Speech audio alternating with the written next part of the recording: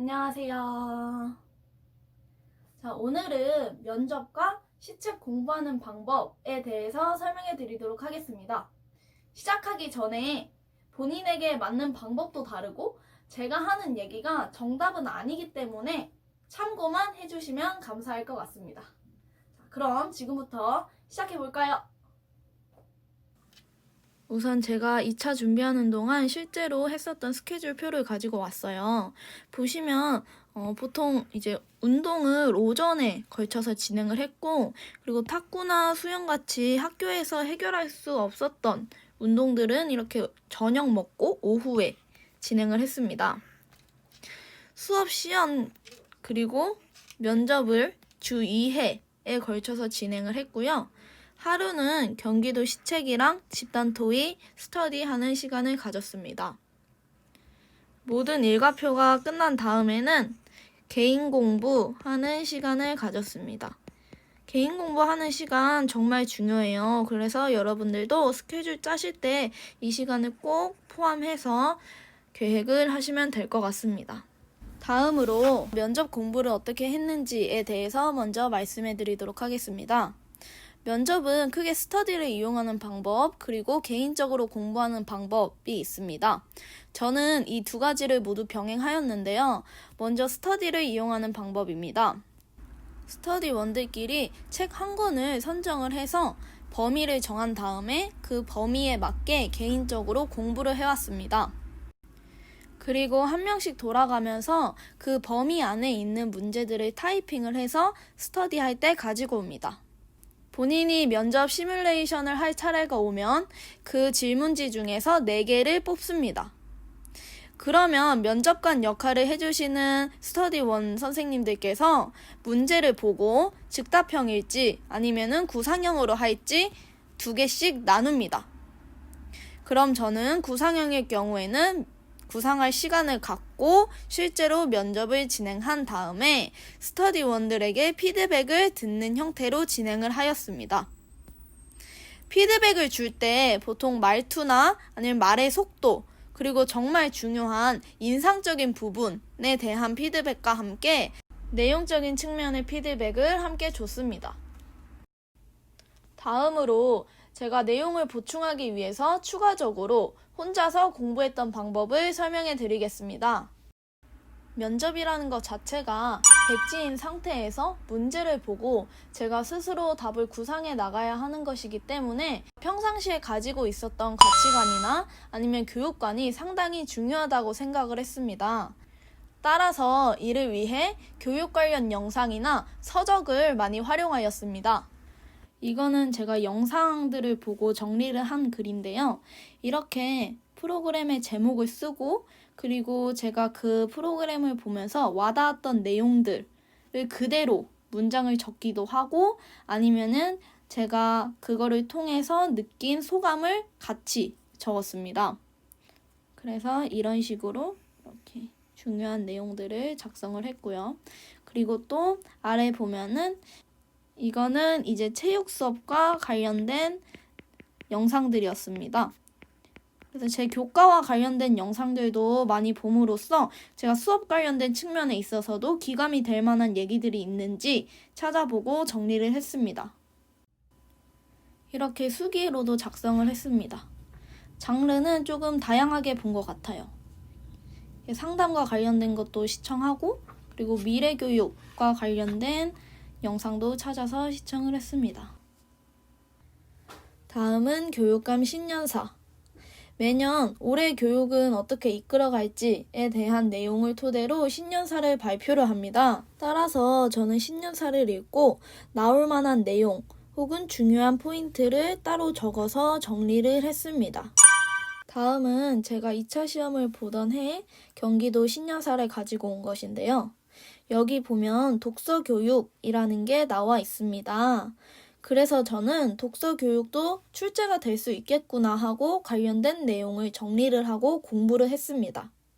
그런데 웬걸 진짜로 독서교육에 관련된 문제가 오른쪽과 같이 출제가 된 것입니다. 그런데 이렇게 제 교과와 연결지어서 출제될 거라고는 전혀 생각하지도 못했어서 이 문제를 봤지만 당황했던 기억이 있거든요. 따라서 여러분들은 어떤 문제를 봤을 때 꼭 한 번쯤은 본인의 교과에 적용을 해서 생각해보는 훈련을 해보시길 바랍니다. 다음은 시책 공부 방법입니다. 저는 시책도 스터디와 개인 공부를 병행하여 진행을 하였습니다. 시책 상세본을 뽑아서 범위를 나눈 다음에 본인이 맡은 범위를 서로 공유하는 방식으로 스터디를 했는데요. 어떤 정책인지 쓴 다음에 그 정책 안에 들어간 내용 중 중요하다고 생각하는 키워드를 뽑아서 개념, 그리고 특징, 그리고 이해를 도모하기 위해서 예시까지 같이 적는 방식으로 공부를 하여 공유를 했습니다. 그런데 사실 시간이 없으신 분들은 이렇게까지 구체적으로 하실 필요는 없는 것 같아요. 어찌 됐든 간에 시책도 외우는 과정이 필요한데 그냥 서로 공유하고 거기서 그치게 되는 경우가 많더라고요. 그래서 새로운 시책이 나왔을 때는 요약본만 뽑았습니다. 보시면 정책이 이렇게 4가지가 있어요. 정책들을 보면은 그 하위에도 이렇게 영역들이 나누어져 있습니다. 그래서 여러분들이 아셔야 되는 것은 각 정책 하위 항목에 어떤 것들이 들어가 있는지예요. 예를 들어서 배움 중심 수업은 행복한 배움 중에서 학생 중심 교육과정 아래에 있는 거다. 이렇게 구조화가 돼 있으셔야 합니다. 그래서 시책 스터디도 면접이랑 똑같이 중요한 키워드들을 랜덤으로 뽑아서 그거에 대해서 본인이 아는 거를 모두 다 설명하게 하는 방식으로 했던 게 훨씬 더 도움이 많이 됐던 것 같습니다. 이거는 제가 키워드들을 정리를 한 것인데요. 비슷한 사업이어도 교육청마다 부르는 이름이 조금씩 상이합니다. 따라서 우리 교육청에서는 어떻게 부르고 그리고 어떤 내용인지 정도는 알고 계셔야 합니다. 참, 그리고 아까 교육감 신년사에 대해서 설명했었죠. 교육감 신년사 정리를 통해서 도출한 키워드들이 시책 어디 파트에서 어떤 내용으로 나오는지를 꼭 확인하시고 정리해 두시길 바랍니다. 끝으로 면접으로 돌아와서 정말 중요한 것은 인상이라고 생각을 해요. 그래서 항상 미소 장착하시고 똘망똘망한 시선으로 자신감을 가지고 면접에 임해주시면 좋을 것 같습니다. 추가적으로 답변을 할 때 시책 내용을 더 많이 얘기를 할지 본인의 경험 얘기를 할지 고민이 많이 되실 텐데요. 저는 경험으로 인해서 생성된 저의 교직관을 녹여내서 조금 더 답변을 했던 것 같습니다. 또한 교육학 이론에 대해서도 한 10 정도는 넣어서 답변을 한다면 전문성을 높여줌으로써 플러스 요소가 되지 않을까 싶습니다. 어떻게 제가 했던 얘기들은 도움이 조금 됐나요? 그리고 올해 코로나로 인해서 학교 현장이 정말 많이 변했습니다. 따라서 면접이나 수업 시연 혹은 집단 토의에 코로나 관련 문제가 분명히 하나 정도는 나올 거라고 예상이 됩니다.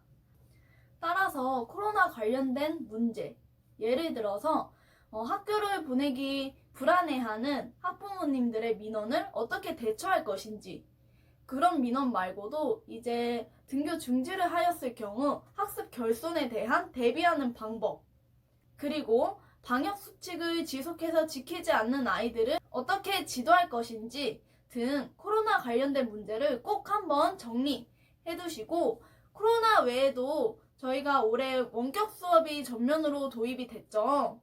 그래서 줌으로 어떻게 하면 배움 중심 수업이 일어나게끔 할 수 있는지 등과 같이 원격 수업과 관련해서 본인의 교과에 어떻게 적용을 할 건지에 대한 부분도 꼭 한번 생각을 해주시면 좋을 것 같습니다. 자, 이번 영상은 여기까지입니다.